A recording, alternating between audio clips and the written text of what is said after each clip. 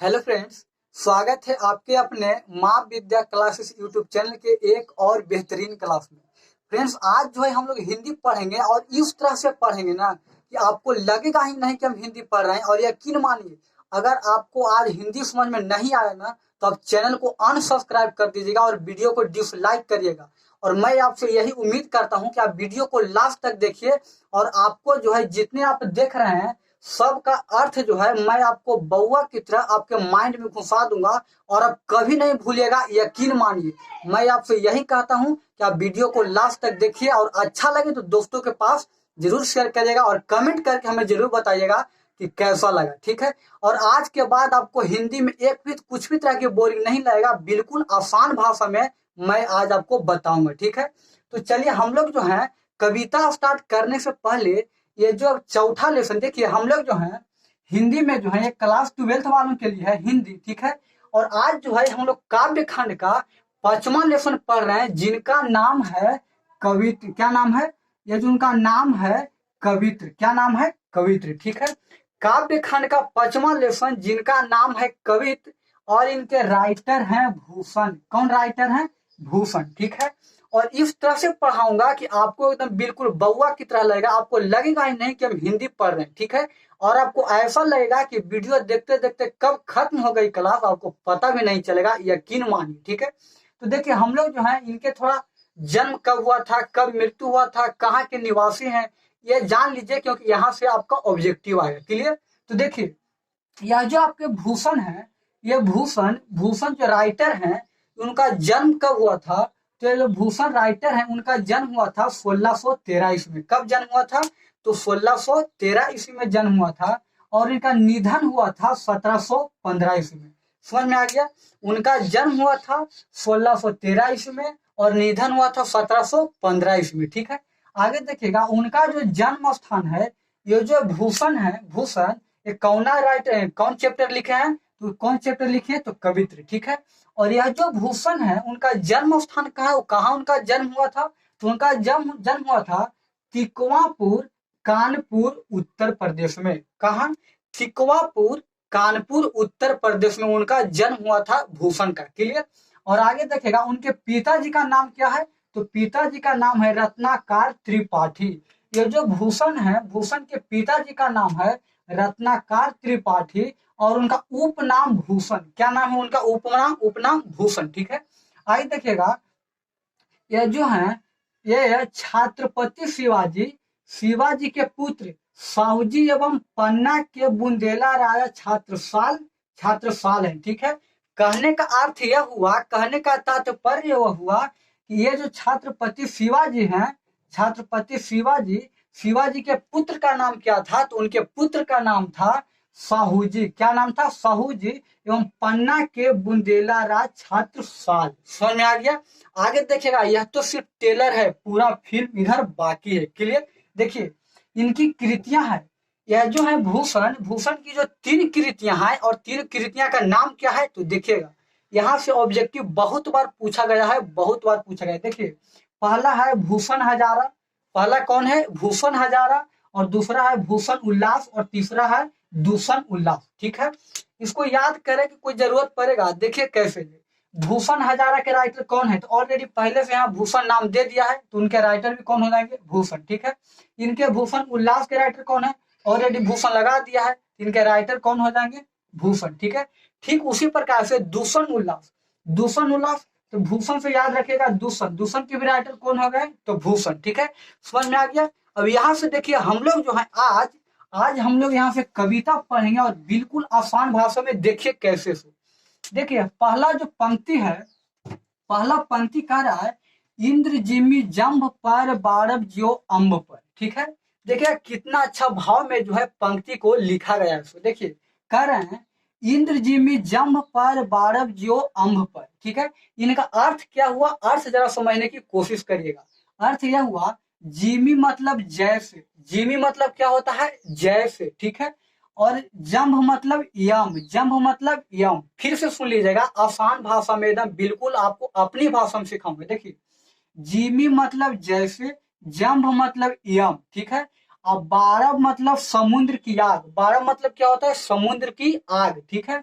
और अम्ब मतलब क्या होता है, तो जल। अम्ब मतलब क्या होता है, जल। ठीक है, और देखिए कितना आसान भाषा में हम लोग इसका अर्थ निकालते हैं। देखिएगा, कहते हैं इंद्र जिमी जम्भ पर बारब ज्यो अम्ब पर। ठीक है, पढ़ने में तो बहुत आसान है। देखिए इनका अर्थ क्या है। कह रहे हैं इंद्र जिमी जम्भ पर बारब ज्यो अम्ब पर। ठीक है, कहते हैं कि जिस प्रकार से भगवान इंद्र का जो राज होता है, जम्भ मतलब यम। ठीक है, जिस प्रकार से भगवान इंद्र जो राज करते हैं, यम पे करते हैं, यमराज महाराज पे करते हैं, उसी प्रकार से बारह जो अम्ब पर, उसी प्रकार से, बारह मतलब समुद्र की आग, उसी प्रकार से समुद्र की आग जो है राज किस पे करते हैं, तो जल पे करते हैं, यानी पानी पे करते हैं। समझ में आ गया? फिर से सुन लीजिएगा, कह रहे हैं इंद्र जी में जम्भ पर बारह जो अम्ब पर। ठीक है, जिस प्रकार से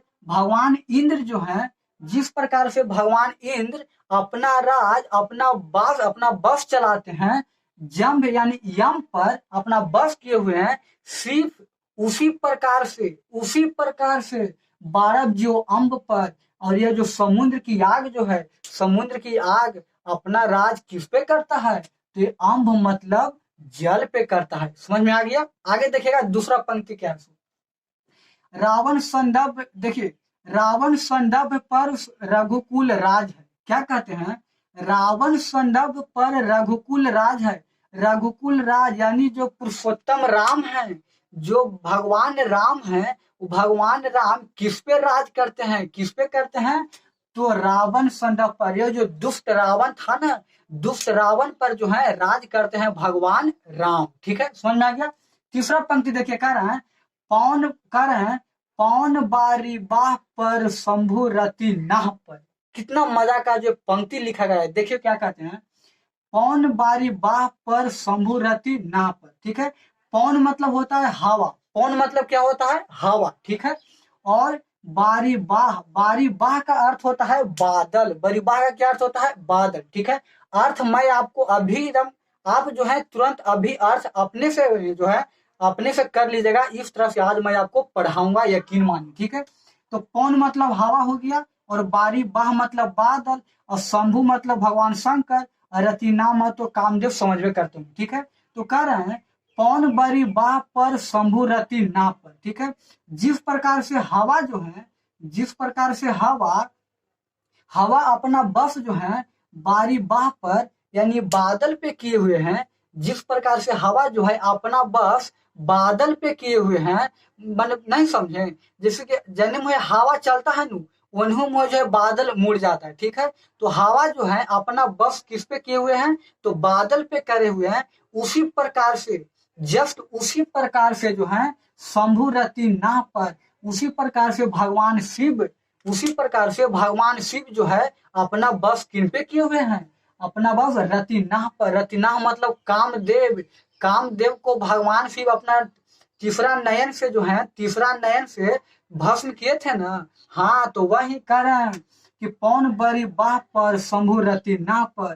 पौन मतलब हवा, जिस प्रकार से हवा जो है अपना बस चलाते हैं बादलों पे, सिर्फ वैसे ही जस्ट वैसे ही उसी प्रकार से शंभु रति नाह पर, उसी प्रकार से भगवान शिव जो हैं अपना बस किन पे करते हैं, तो रति नाम यानी काम देव पे करते हैं। समझ में आ गया? आगे देखिएगा, कहते हैं ज्यो शमश्र बाहु पर राम द्रिव राज है। ठीक है, जिस प्रकार से परशुराम एक शक्तिशाली, जिस प्रकार से परशुराम जो है एक शक्तिशाली राजा को जो है उनके भुजा को काट दिए थे ना। जिस एक जो है परशुराम जो है एक शक्तिशाली राजा के जो है उनके भुजाओं को क्या कर दिए थे, काट दिए थे। अगला पंक्ति कहते हैं दावा द्रुम दंड पर चीता मृग झुंड पर। देखिए क्या कहते हैं कि दावा द्रुम दंड पर चीता मृग झुंड पर। दावा माने समझते हैं, दावा मतलब दवाई मत समझ लीजिएगा। दावा मतलब होता है जंगल की आग। ठीक है, तो वही कहते हैं कि दावा द्रुम दंड पर, कहने का मतलब दावा मतलब जंगल की आग। जंगल की आग जो है, द्रुम दंड मतलब समझे, द्रुम दंड का अर्थ होता है पेड़ों की टहनियां, ठीक है, पेड़ों की टहनियां या पेड़ों की लतें, ठीक है। वही कहते हैं कि दावा द्रुम दंड पर, यानी जंगल की जो आगे होती है, जंगल की आगे पेड़ों की लता पर जो है, पेड़ों की लता पर जो है अपने राज करती है, पेड़ों की लता पर राज करती है। जंगल की जो आग होती है पेड़ों की लता पे आग करती है। उसी प्रकार से चीता मृग झुंड पर, उसी प्रकार से चीता जो होती है छोटे छोटे जानवरों पे अपना क्या करते हैं, राज चलाते हैं, ठीक है। अगला पंक्ति देखिएगा, कहते हैं भूषण वितुंड पर जैसे मृग राज है, भूषण वितुंड पर जैसे मृग राज है, ठीक है।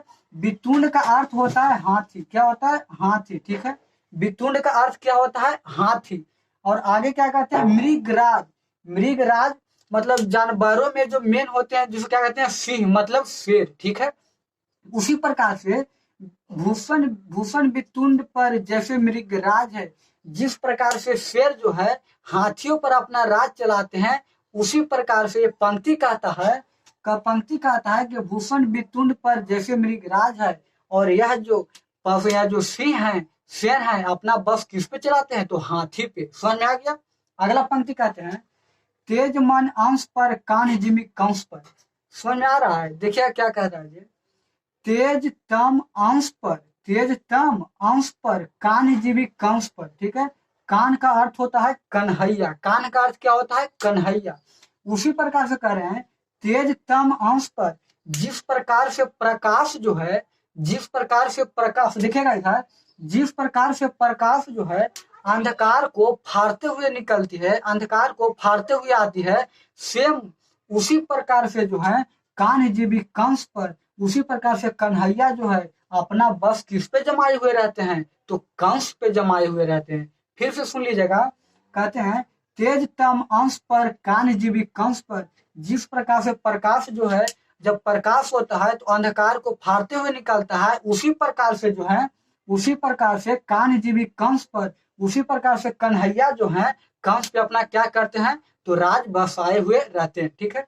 अगला देखिए कुछ कहते हैं यो मलेच्छ वंश पर शेर शिवाजी हैं, ठीक है। वही कह रहे हैं यो मलेच्छ वंश पर शेर शिव राज हैं, ठीक है।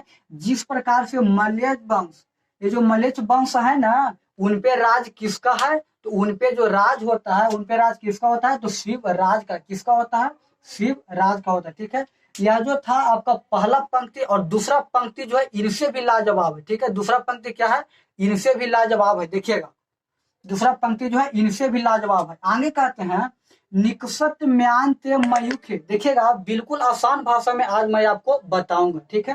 कह रहे हैं निकसत मयान ते मयूखे प्रलय भानु कैसी, क्या कह रहे हैं, निकसत मयान ते मयूखे प्रलय भानु कैसी, यानी भानु मतलब सूर्य, जिस प्रकार से भगवान सूर्य से जो किरणें निकलती है, जिस प्रकार से सूर्य से प्रलय किरणें निकलती है, और वह जब किरणें निकलती है, वह जब प्रलय किरणें निकलती है, तो जैसे ही वह प्रलय किरणें निकलती है, उसी प्रकार से, उसी प्रकार से जब छत्रसाल महाराज का जो म्यान निकलता है, जब छत्रसाल महाराज का तलवार निकलता है, अपना म्यान से जो तलवार निकालते हैं, वही पंक्ति कह रहा है कि निकसत म्यान ते मयूखे प्रलय भानु कैसी, जिस प्रकार से सूर्य से जो है प्रलय किरणें निकलती है, उसी प्रकार से जब छत्रसाल महाराज जब युद्ध करते हैं तो अपना तलवार म्यान से निकालते हैं, ठीक है। अगला पंक्ति देखिएगा क्या कहते हैं, कहते हैं फारतम तोम से गयंदन के जाल को, क्या कहते हैं, फारतम तोम से गयंदन के जाल को, जैसे ही सूर्य से जो है प्रलय किरणें निकलती है, और जब वह किरणें निकलती है तो किरणें जो है बहुत तेजी से निकलती है, और वह जो है क्या बोलते हैं, वह जो अंधकार को जो है फाड़ते हुए निकलती है, उसी प्रकार से जब छत्रसाल महाराज का जो तलवार चलता है तो पूरे जाल को क्या कर देते हैं, फाड़ देते हैं। यह जो आपका दूसरा पंक्ति बोल रहा था। तीसरा पंक्ति क्या है, लागती लागती लपकी कंठ देखिएगा, लागती लपकी कंठ बैरिन के नागिनी सी, क्या कहते हैं, कहते हैं लागती लपकी कंठ बैरिन के नागिनी सी, ठीक है। और जब छत्रसाल महाराज का तलवार चलता है तो इस प्रकार से चलता है, लगता है कि उनका जो तलवार है उनका जो तलवार चलता है लपक के कंठ पे लग जाए, गर्दन पे लग जाए। जिस प्रकार से जो है, जिस प्रकार से नागिनी से, जिस प्रकार से दुष्ट आदमी को जो है नागिन गले में क्या हो जाती है, लपटा जाती है, उसी प्रकार से जब छत्रसाल महाराज का तलवार चलता है तो इस प्रकार से लगता है कि उनका गर्दन में क्या हो जाएगा, लग जाएगा, बल्कि लगता नहीं है। ठीक है, अगला कह रहे हैं रुद्राही रिझावे दय दय मुंडन की माल को। देखिए क्या कहते हैं, रुद्राही रिझावे दय दय मुंडन की माल को। रुद्राही मतलब समझते हैं, रुद्राही का अर्थ होता है जब भगवान शिव जो होते हैं, भगवान शिव जब गुस्सा में होते हैं तो उस समय क्या होता है, रुद्राही। ठीक है, गुस्से के समय भगवान शिव जो है, गुस्से के समय भगवान शिव मुंडन की माल को जितने लोगों को मारते हैं और मारने के बाद जो है सबको मुंडन को माला बनाकर क्या करते हैं, पहन लेते हैं, गुस्सा जब होते हैं तो। ठीक है, अगला पंक्ति कह रहे हैं लाल छितिपाल छत्रसाल महाबाहुबली। क्या कह रहे हैं, लाल छितिपाल छत्रसाल महाबाहुबली। कह रहे हैं छत्रसाल महाराज, देखिएगा इधर, कह रहे हैं छत्रसाल महाराज आप तो यह जो पृथ्वी पर, आप तो यह पृथ्वी के क्या हैं, लाल हैं, आप यह पृथ्वी के लाल हैं, और आप यह पृथ्वी पर क्या है, बाहुबली है, आपसे बेहतर बाहुबली पृथ्वी पर नहीं है। अगला पंक्ति कर रहे हैं कहाँ लो बखान करो तेरी करवाल को। करवाल मतलब होता है तलवार, याद रखिएगा, करवाल का मतलब क्या होता है, तलवार। ठीक है, तो कह रहे हैं कहाँ लो बखान करे, कहाँ तक बखान करे तेरी करवाल को। ठीक है, ये जो आपका जो तलवार चलाने की जो स्टाइलें हैं, आप इस तरह से लोगों की मारते हैं, इतना गजब है कि हमको देख कर जो अचंभो लगता है, और यह जो आपकी स्टाइल को मैं कहाँ तक बखान करूं, हम जो करल नहीं जा रहा है। समझ में आ गया। आगे कहते हैं प्रतिभट, देखिए प्रतिभट कटक कटीले के ते काटी काटी। देखिएगा, कह रहे हैं प्रतिभट कटक कटीले के ते काटी काटी। ठीक है, प्रतिभट का मतलब होता है योद्धा, क्या होता है, योद्धा, और कटक मतलब समूह। ठीक है, योद्धा जो होते हैं, छत्रसाल महाराज योद्धा जो होते हैं, समूह में जितने भी लोग लड़ने आए थे सबको जो है मूड़ी को क्या कर देते थे, काट दिए थे, क्या कर दिए थे, सबके मूड़ी को जो है काट दिए थे। जब जितने भी समूह में योद्धा लड़ने आए थे सबको काट दिए थे। और इधर देखिएगा कलिका से किलकी के लहू, कलिका से किलकी के लहू देती काल को। और कलिका से, काल की जो देवी होती है, जो काल की देवी होती है, वह काल की देवी किलकी कलयु देवी, काल को, कलयु मतलब भोजन कराती है, किसे, काल से भोजन कराती है। समझ में आ गया। इस प्रकार से जो है आपका 5वां लेसन क्या हो गया, काव्य खंड का 5वां लेसन समाप्त हो गया। और वीडियो आपको कैसा लगा आप हमें कमेंट बॉक्स में जरूर बताइएगा, और दोस्तों के पास जरूर शेयर करिएगा। ठीक है, तो उम्मीद है कि आपको अच्छा लगा होगा, और लास्ट तक आप देखे हैं, इसके लिए हमारे तरफ से जो है आपको धन्यवाद। मिलते हैं नेक्स्ट वीडियो में। जय हिंद।